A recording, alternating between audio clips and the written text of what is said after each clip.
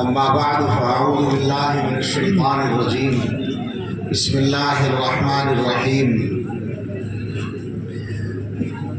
ووصى بها إبراهيم بنيه ويعقوب يا بني إن الله اصطفى لكم الدين فلا تموتن إلا وأنتم مسلمون صدق الله العظيم. عن سفيان بن عبد الله رضي الله عنه قال قلت يا رسول الله قل لي في الإسلام قولا لا أسأل عنه أحدا غيرك قال قل آمنت بالله ثم استقم أو كما قال عليه الصلاة والسلام. میں کہہ رہا ہوں آواز کم کر دیں، یہ کو بالکل بند کر دیں، آواز رکھیں بس. سبحان ربك رب العزة عما يصفون وسلام على المرسلين والحمد لله رب العالمين. اللهم صل على سيدنا محمد وعلى آل سيدنا محمد مبارك وسلم. اللہ تعالیٰ کا شکر آپ کے ساتھ یہاں بیٹھنے اور حاضر ہونے کا موقع ملا، اور عزیز محترم جناب مولانا مفتی عطا الرحمان صاحب اور ان کے والد گرامی کو مبارکباد. عظیم جلسہ ہوا آپ کا. حقیقت میں تو جلسہ آپ کا مغرب کے بعد اس وقت ہو گیا جب امیر الہند دامت برکاتہم تشریف لے آئے، اور اس کے بعد دوسرے علماء کے خطاب بھی ہو گئے. برادر مکرم مولانا حبیب اللہ مدنی صاحب کے خطاب کے دوران میں آیا. اب بیان کی گنجائش اور ضرورت دونوں ختم ہو چکی ہے، لیکن ایک نظام ہوتا ہے تو اس کے مطابق آدمی پابند ہوتا ہے کہ کچھ کرے اور کہے. تو مختصراً دو تین باتیں. مسلمانوں کے مسائل میں اگر یہ طے کرنا ہو کہ سب سے بڑا مسئلہ یا سب سے بڑی ضرورت یہ سب سے اہم معاملہ کیا ہے، اور اس کا فیصلہ کرنے کے لیے مسلمانوں میں جو بڑے دماغ ہوں دنیا بھر میں، ان سب کو جمع کر کے ان سے فیصلہ کرانے کی کوشش کی جائے، تو ہمیں یہ لگتا ہے کہ ایک بات پر ان کا اتفاق ہو جائے گا کہ مسائل تو بہت ہیں، لیکن سب سے بڑا مسئلہ ہے کہ ہم اور ہماری نسلیں ایمان پر قائم رہیں، ایمان پر جئیں اور ایمان پر مریں. مسائل اور بھی ہیں اور بہت سارے ہیں، اور ہر مسئلے کے حل کے لیے ہمیں محنت بھی کرنی ہے، کوشش بھی کرنی ہے. لیکن جو اصل مقصد ہے، جو اصل منشا ہے، جو اصل گویا ہماری ساری سرگرمیوں کا محور ہے، وہ یہی ہے کہ ہم دنیا میں جئیں مسلمان بن کر، اور دنیا سے جائیں مسلمان بن کر. ایمان پر جئیں، ایمان پر مریں، اسلام پر جئیں، ایمان پر مریں. یہ تو ہمارا مسئلہ ہے. دوسری طرف ایک دنیا ہے، دنیا کی طاقتیں ہیں، دنیا کی آبادی کا ایک بڑا حصہ ہے. اس کا مسئلہ وہ ہے جو شیطان کا مسئلہ ہے، جس کا ارادہ کر کے یا چیلنج دے کے شیطان دنیا میں آیا تھا. حضرت آدم علیہ السلام کے واقعے میں سجدے سے انکار کرنے کے بعد، اللہ کی طرف سے مردود ہونے کے بعد، اللہ کی طرف سے قیامت تک کی مہلت ملنے کے بعد جو شیطان نے چیلنج دیا تھا وہ یہی تھا کہ میں دنیا میں جا کر آدم کی اولاد میں زیادہ سے زیادہ لوگوں کو جہنم میں لے جانے کی کوشش کروں گا. یہ جو اس کا مشن ہے، یہ ظاہر ہے کہ اس کے کارندوں کا مشن ہے، جو شیاطین الانس والجن دونوں ہیں، انسانوں میں سے بھی ہیں اور شیطان کی برادری سے بھی ہے. تو ہمارے سامنے یہ چیلنج اس وقت سب سے بڑا چیلنج بن کے کھڑا ہے. ہم جس زمانے میں جی رہے ہیں، اس زمانے میں عمومی طور پر طاقت ہمارے پاس نہیں ہے. جن ملکوں میں ہم حکومت بھی کرتے ہیں تو یہ کہیں اگر تو کوئی غلط بات نہیں ہوگی کہ حقیقی طاقت کا سرا وہاں بھی شاید ہمارے ہاتھ میں نہیں ہے. اور خصوصاً ایسے مسائل جن کا تعلق ہماری بنیادوں سے ہے، ہمارے ایمان سے ہے، ہمارے نوجوانوں کی تربیت سے ہے، ان مسائل میں تو مجھے لگتا ہے کہ بالکل ہمارے ہاتھ میں نہیں ہے۔ مجھے ایک چیز یاد آتی ہے، غالباً 2003 کی بات ہے، جب عراق میں صدام حسین کی حکومت کا خاتمہ ہوا تھا امریکہ کے ذریعے، اور امریکہ کی نمائندہ حکومت وہاں قائم ہوئی تھی۔ اس کے قیام کو 3 مہینے ہوئے تھے شاید، جب اخبار میں ایک چھوٹی سی خبر آئی تھی، اسے میں نے پڑھا اور پڑھ کر میں متوجہ ہوا، چونکا اور اس کو یاد رکھا، بیان بھی کیا بہت سی جگہ۔ خبر یہ تھی کہ حکومت نے، یعنی وہی امریکہ کی نمائندہ حکومت نے ایک فرمان جاری کیا کہ یونیورسٹیوں میں جو مذہبی دینی شعبہ ہے، دینیات کا شعبہ ہے، اس کے نصاب پر نظر ثانی کی جائے۔ آپ غور کریں کیا مطلب ہوا اس کا۔ صدام حسین کے دور میں ہی کون سی یونیورسٹیوں میں دارالعلوم کا نصاب پڑھایا جا رہا ہوگا؟ یونیورسٹیوں کا ایک شعبہ، دینیات کا شعبہ، اس میں جس قدر قرآن و حدیث پڑھایا جا رہا تھا وہ بھی منظور نہیں تھا، اس پہ نظر ثانی۔ اور نظر ثانی کا مطلب تو آپ سمجھتے ہوں کہ اس زمانے کے بہت خاص لفظوں میں سے ہے نظر ثانی۔ یعنی اگر یوں کہا جائے، کہنا ہو کہ مثلا حکومت نے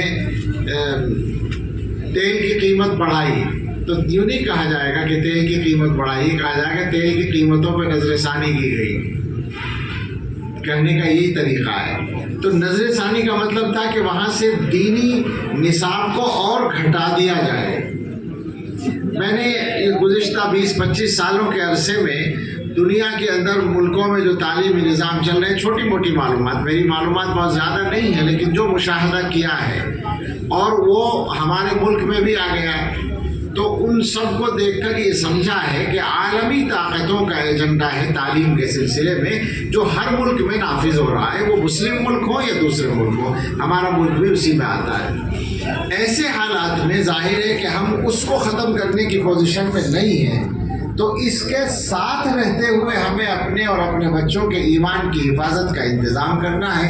وہ انتظام جو ہے ہماری طرف سے، یہ وہ مدرسے ہیں جو ہمیں ہمارے بڑوں کی میراث کے طور پہ مل گئے ہیں اللہ کے فضل سے۔ لہذا اب سب سے بڑا کام ہمارے کرنے کا یہ بنتا ہے کہ ہم ان مدرسوں کو اس طرح چلائیں جیسے ہمیں انہیں چلانا چاہیے۔ اس موضوع پر بہت لمبی بات بھی ہو سکتی ہے، مگر مجھے 2-4 ہی منٹ میں یہ بات کرنی ہے، اور کرنی اس لیے ہے کہ حالات ہمارے لیے بہرحال مشکلات کا پیغام لے کر آ رہے ہیں۔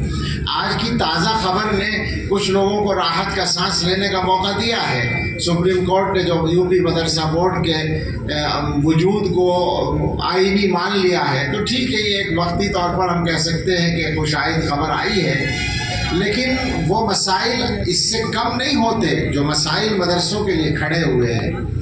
ان حالات میں سب سے زیادہ ہماری ذمہ داری بنتی ہے کہ ہم ان مدرسوں کو مضبوط کرنے والے کام کریں۔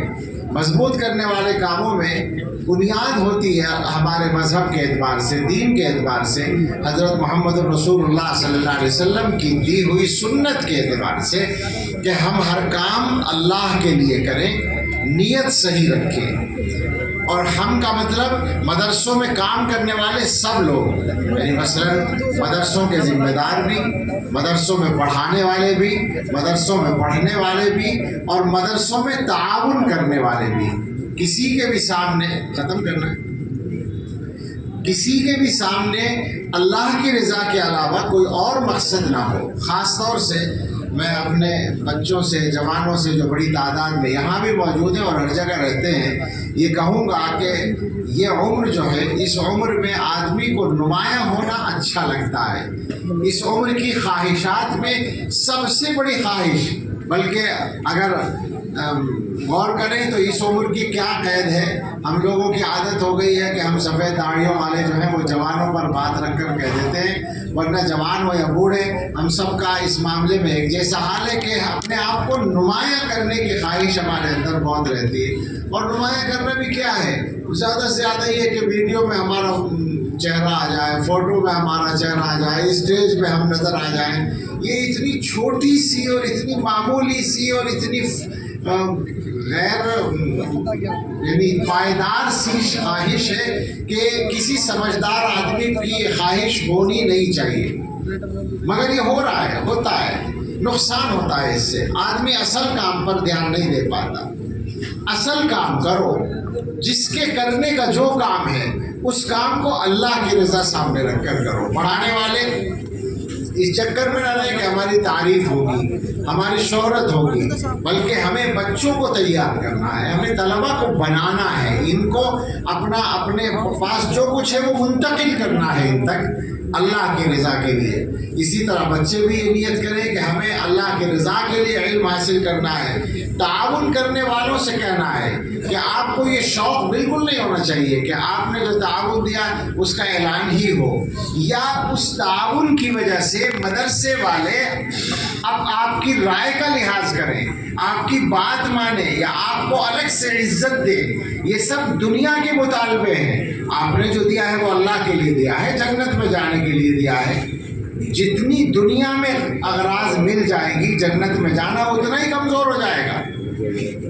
تو بنیادی بات ہے کہ ہم سب لوگ نیت پر اپنی محنت کریں، اپنی نیت کو ٹھیک رکھنے کی کوشش کریں، اور یہ ذہن میں رکھیں کہ دنیا کی نمائش سے شہرت نہیں ہوتی۔ اخلاص وہ اصل بنیاد ہے جس کی وجہ سے دنیا جانتی ہے، اس لیے کہ سارے معاملات کا تعلق اللہ سے ہے۔ جب کوئی چیز اللہ تعالیٰ کے یہاں مقبول ہوتی ہے تو پھر وہ دنیا میں مقبول ہوتی ہے اور متعارف ہوتی ہے۔ بطور مثال میں عرض کروں کہ دارالعلوم دیوبند قائم ہوا تو کوئی اشتہار پہلے سے نہیں تھا، بعد میں اشتہار دیا گیا کہ ہم نے ایک مدرسہ شروع کیا ہے، اور وہ اشتہار بھی اس لیے دیا گیا کہ تاکہ لوگوں کو پتہ چلے کہ ایک نیا نظام شروع ہوا ہے، اور کوئی اعلان نہیں تھا، کوئی جلسہ نہیں تھا، ایک استاد اور ایک بچے کو بٹھا کر کام شروع کر دیا گیا مسجد میں، اور اپنی عمارت دارالعلوم کی کام شروع ہونے کے 10 سال کے بعد نودرے کی جو بنیاد رکھی گئی ہے وہ دارالعلوم کے شروع ہونے کے پورے 10 سال کے بعد 1283 میں دارالعلوم قائم ہوا ہے۔ شیخ الہند نے پڑھنا شروع کیا ہے، اور شیخ الہند کرائے کے مکانوں میں اور مسجدوں کے حجروں میں پڑھ کے فارغ ہو گئے ہیں۔ 1293 میں نودرے کی بنیاد رکھی گئی ہے۔ ایسی صورتحال میں سال پورا ہونے سے پہلے دارالعلوم دیوبند میں ہندوستان سے باہر کے علاقوں کے طلبہ آ چکے تھے۔ آپ اندازہ کریں کیا چیز دی ہے، اور چند سالوں کے اندر ساری دنیا میں شہرت پہنچ گئی تھی۔ یعنی اپنی عمارت بننے سے پہلے دنیا کو پتہ چل گیا تھا کہ ہندوستان کے اندر اسلام کی حفاظت کا ایک قلعہ بننے جا رہا ہے۔ یہ کیوں تھا؟ اخلاص کی وجہ سے، اس لیے کہ جو چیز اللہ کے یہاں قبول ہو جاتی ہے پھر وہ ساری دنیا میں قبولیت پا جاتی ہے۔ یہی معیار ہے۔ ہمیں سب کو یہ بات یاد رکھنی چاہیے کہ ہمارا اپنے رب کے ساتھ جو رویہ ہے، جو طریقہ ہے، اور ہمارا اس کے احکام کی تعمیل میں جو انداز ہے، اسی کا عکس ہماری ذات پر پڑتا ہے، اور لوگوں کا جو ہمارے ساتھ برتاؤ ہے اس پر پڑتا ہے۔ ہمارے حضرت ایک بات فرمایا کرتے ہیں کہ جو بندہ اللہ سے جتنا ڈرتا ہے اللہ کے بندے اس سے اتنے ہی ڈرتے ہیں۔ جو بندہ اللہ سے جتنی محبت کرتا ہے اللہ کے بندے اس سے اتنی ہی محبت کرتے ہیں، اور جو بندہ اللہ کی جتنی عبادت کرتا ہے اللہ کے بندے اس کی اتنی ہی خدمت کرتے ہیں۔ مطلب یہ ہے کہ آپ کا جو معاملہ اللہ کے ساتھ ہے وہ اس معاملے کا عکس لوگوں کے دلوں پر پڑ جاتا ہے، اور لوگوں کا رویہ آپ کے ساتھ ویسا ہی بن جاتا ہے۔ یہی راز ہوتا ہے اللہ والوں کی محبوبیت کا کہ لوگ ان کو جانتے بھی نہیں، دیکھا بھی نہیں، دعائیں کرتے ہیں کہ ہمیں زیارت کا موقع مل جائے، اس لیے کہ وہاں اللہ کی محبت کا معاملہ ہوتا ہے۔ خیر، کہنا یہ ہے کہ ہماری اگر نیت صحیح ہوگی تو ہمارے یہ ادارے مضبوط ہو جائیں گے، اور اللہ تعالیٰ کی مدد ہمارے ساتھ ہوگی۔ جب ہماری نیت صحیح ہوگی تو ہمارا عمل بھی صحیح ہوگا۔ اس کے علاوہ جو حالات ہیں، ان حالات میں انتظامی معاملات کو بھی ہمیں ٹھیک کرنا ہے، اور بس بات ختم کرتے ہوئے وہ 2-3 باتیں ضرور کہہ دی جائیں جن کے بغیر آج کے ہندوستان میں کسی بھی گفتگو میں چارہ ہی نہیں ہے کہ ہم بات ختم کر دیں، اور وہ یہ ہے کہ ہم مسلمان اپنے گھروں کو دیکھیں اور اپنے حالات کو دیکھیں۔ 3-4 مصیبتیں ہیں جو سارے ملک میں ہر آبادی میں اب تو یہ کہنے لگا ہوں، اس لیے کہ میں 6-7 سال سے ہندوستان کے کونے کونے میں جہاں بھی گیا ہوں چھوٹے اور بڑے جلسے میں چھوٹی یا بڑی آبادی میں، مسجدوں کے جلسوں میں یا مدرسوں کے جلسوں میں یا میدانوں میں، ہر جگہ میں نے عموماً تقریر کے دوران ہی یہ معلوم کیا یا الگ سے پوچھا ہے کہ یہاں کے حالات کیا ہیں۔ میں نے پوچھا ہے سودی قرضہ تو نہیں ہے آپ لوگوں کے یہاں؟ تو ابھی تک کوئی جگہ نہیں ملی جہاں پہ نہیں میں جواب مل گیا ہو۔ کشمیر سے لے کے کیرلا تک کی بات کر رہا ہوں، گجرات اور راجستھان سے لے کے تریپورہ اور آسام تک کی بات کر رہا ہوں، اور بیچ کے سارے علاقے اور ہمارے سارے اضلاع اور ان اضلاع کے چھوٹے بڑے گاؤں اور قصبے، سب جگہ کی بات میں کر رہا ہوں۔ اور اب تو میں یقین سے کہتا ہوں کہ مسلمانوں کی کوئی آبادی اس مصیبت سے خالی نہیں ہے کہ سودی قرضوں میں بدے ہوئے ہیں، بندے ہوئے ہیں۔ ایک حدیث سب کو معلوم ہے، اللہ کی لعنت ہے سود لینے والے پر بھی دینے والے پر بھی۔ حدیث پہ تو سب کا یقین ہے، جب اللہ کی لعنت ہے تو گھر کے حالات ٹھیک کیسے ہوں گے؟ رحمت کیسے آئے گی؟ گھر میں برکت کیسے آئے گی؟ بچے کیسے صحیح ہوں گے؟ دوسری مصیبت، مجھے تفصیل کا موقع نہیں، دوسری مصیبت نشے کی ہے۔ پورے ملک میں یہ صورتحال ہے، کوئی جگہ بچی ہوئی نہیں ہے جہاں مسلمان اور ان کے بچے نشے میں مبتلا نہ ہوں۔ کشمیر کی بات بھی کر لیں آپ تو جا کر دیکھ لیں، اس وقت کشمیر والے سب پکڑے بیٹھے ہیں۔ کشمیر کے جو فکر مند لوگ ہیں وہ کتنے پریشان ہیں، وہاں کے نوجوانوں کو، لڑکوں اور لڑکیوں کو، اور صرف کشمیر میں نہیں پورے ملک میں یہی حال ہے۔ ایک جگہ سے میرے پاس ایک میسج آیا، نام بھی لینا اچھا نہیں لگتا صوبے کا کہ فلاں صوبے سے آیا، فلاں شہر سے آیا، یو پی سے باہر سے آیا، ایک لڑکی کا میسج، میں نہیں جانتا کون تھی، میرا نمبر کہاں سے ملا۔ اس نے کہا کہ آپ لوگ دلی اور فلاں جگہوں پہ جا کے بیان کرتے رہتے ہیں، ہمارے علاقے میں بھی تو آئیے۔ ہمارے یہاں جو حالت ہے وہ یہ ہے کہ اس وقت نشہ ہماری بہنوں میں عام ہے، اور اپنی بہن کے بارے میں اس نے لفظ لکھا، آسان نہیں ہے لکھنا، کہ میری بہن نشے کی عادی ہو گئی ہے اور ایک لڑکے سے اس کے غلط تعلقات ہیں۔ اصلاح کے لیے آئیے، کوشش کیجیے۔ یہ صورتحال ایک جگہ کی نہیں ہے، تقریباً ہر جگہ، چونکہ نشے کے بعد تو آدمی کس برائی میں مبتلا ہو کہنا مشکل ہے، ام الخبائث اسی لیے کہا گیا۔ تو سود عام ہے، نشہ عام ہے، اس کے علاوہ آج ہی دن میں ایک بات اور کر رہا تھا، مجمع عام میں کہنا اچھا نہیں لگتا، لیکن اشارہ کیا ہوگا، سراحتی بدکاری بہت زیادہ اس وقت بڑھ گئی ہے، اور آپ جانتے ہیں کہ اس کے عذابوں میں سے قحط بھی ہوتا ہے اور زلزلے بھی ہوتے ہیں، اللہ تعالیٰ کی رحمت سے دوری بھی ہوتی ہے۔ اور وہ بدکاری جو رضامندی سے ہے، اس کا پتہ کم چلتا ہے نا، بالجبر اگر ہو تو وہ آسان نہیں ہے، اور وہ ویسا ظلم دنیا میں بھی مانا جاتا ہے، لیکن بالرضا کو دنیا میں جرم اور ظلم نہیں مانا جاتا۔ تو کم سے کم مسلمانوں کے گھروں میں اور مسلمانوں کے ماحول میں تو یہ نہیں ہونا چاہیے، اس سے پوری طرح اپنے آپ کو نکالنے کی ضرورت ہے۔ اور انہی سب چیزوں کا شاخسانہ ہے وہ جس کی طرف ابھی کسی نے اشارہ کیا تھا کہ بچیاں یا بچے ایمان سے پھر رہے ہیں۔ کیوں پھر رہے ہیں؟ وہ صرف ان خواہشات کی تکمیل کے چکر میں۔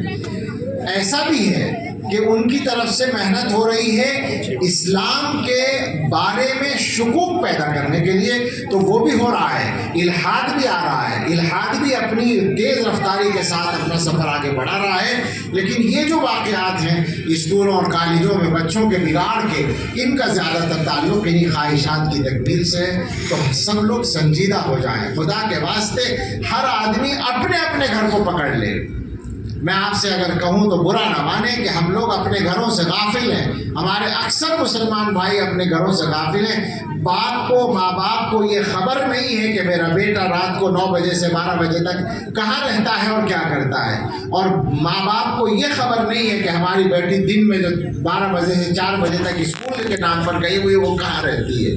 اکثر ماں باپ کو یہ خبر نہیں ہے، اور یہ بدترین صورتحال ہے، ہمیں اس سے نکلنا ہے۔ اس کے علاوہ ہمارے پاس کوئی چارہ نہیں، ہم پورے طور پر ان مصیبتوں سے اپنے آپ کو نکالیں، سودی قرضے ختم کریں، حلال پر اکتفا کریں، چاہے تنگی ترشی سے بسر کرنی پڑے، انشاءاللہ برکت بھی آئے گی، روزی مقدر کی مل کے رہے گی۔ گھروں سے سودی قرضے کو بالکل نکال دیں۔